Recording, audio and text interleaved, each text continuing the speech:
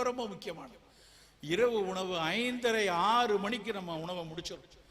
நம்ம 10 மணி வரைக்கும் வேலை செய்கிற ஆளாக இருக்கலாம், இருக்கட்டும். 6 மணிக்கு சாப்பிட்டுட்டு அதுக்கப்புறம் 3-4 மணி நேரம் வேலை செய்யலாம். அந்த 6 மணிக்கு சாப்பிடக்கூடிய உணவு எளிய உணவா, கோதுமை ரவை கிச்சடி சாப்பிடலாம், இல்லைன்னா சிறுதானியத்தில் தோசை சாப்பிடலாம், இல்லை ஒரு சப்பாத்தியே எடுத்துக்கிறாலும் சப்பாத்திக்கு தொட்டுக்கொள்வதற்கு ரைத்தா மாதிரி சாப்பிடலாம். நல்ல வெங்காயத்தை தயிரில் போட்டு சாப்பிடலாம், இல்லை தால் மாதிரி பயிர்களை வேக வச்சு தால் மாதிரி எடுத்துக்கொள்ளலாம். இரவு ஒருபோது இட்லி தோசை வேண்டாம், வெள்ளை ரவை வேண்டாம். இரவு சாப்பிட்றது ரொம்ப அளவு குறைவா இருக்கணும், சர்க்கரையை வேகமாக உடலில் ஏற்றக்கூடாது. இப்படியான உணவு திட்டம் நம்மகிட்ட இருந்தா குறைந்தபட்சம் நமக்கு இருக்கக்கூடிய சர்க்கரை கூடாமல் இருக்கும். நம்ம வீட்டு பிள்ளைகளுக்கு சர்க்கரை வேகமாக வந்து சேராமல் பாதுகாக்கிறதுக்கு இது உதவியா இருக்கு. பெரிய அளவில் இந்த கிளைசிமிக் இண்டெக்ஸ் அதிகமான உணவுகள் சாப்பிட்டு சாப்பிட்டு பல நோய் கூட்டங்கள் நமக்குள்ள வந்துகிட்டே இருக்கு. நிறைய பெண் குழந்தைகளுக்கு மாதவிடாய் சுழற்சி சரியா வர்றதில்லை. இன்னைக்கு ஒரு காலத்தில் அது ஒரு என்னைக்கோ யாருக்கோ தான் அந்த பிசிஓடின்னு இருக்கும். எனக்கு ஞாபகம் இருக்கு, நான் கல்லூரியில் படித்து கொண்டிருக்கிற காலத்தில் பிரெக்னன்சிக்கு ஸ்கேன் எடுப்பாங்க.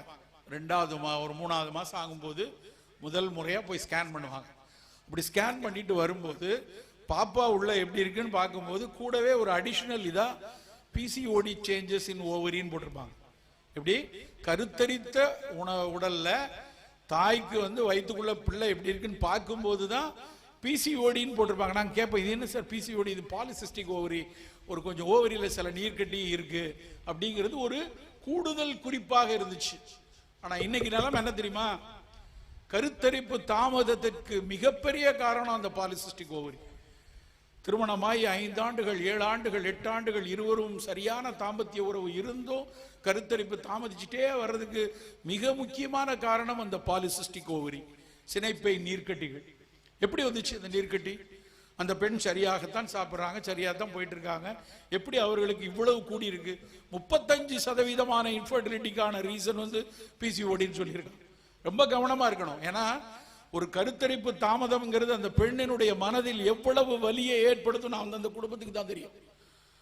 ஒவ்வொரு தடவை திருமணமாய் 5-6 வருஷம் ஆனதுக்கு அப்புறம் தினம் சுத்தி இருக்கிறவங்க கேட்கிற கேள்வி, அது கொடுக்கக்கூடிய வலி, நமக்கு அவ்வளவு தூரம் பக்குவம் கிடையாது. அந்த பெண்ணிடம் அதை கேட்க கூடாது அப்படின்னு தெரியாத உறவு கூட்டம் இன்னும் வளர்ந்து கொண்டே இருக்கு. திரும்ப திரும்ப என்னாச்சு என்னாச்சு, அது எவ்வளவு வலியை கொடுக்கும் அந்த பெண்ணுக்கு, அந்த குடும்பத்துக்கு எவ்வளவு வேதனையை கொடுக்கும். அப்படியான சூழலுக்கு மிக முக்கியமான காரணமா அந்த சினைப்பை நீர்க்கட்டி இருக்கு.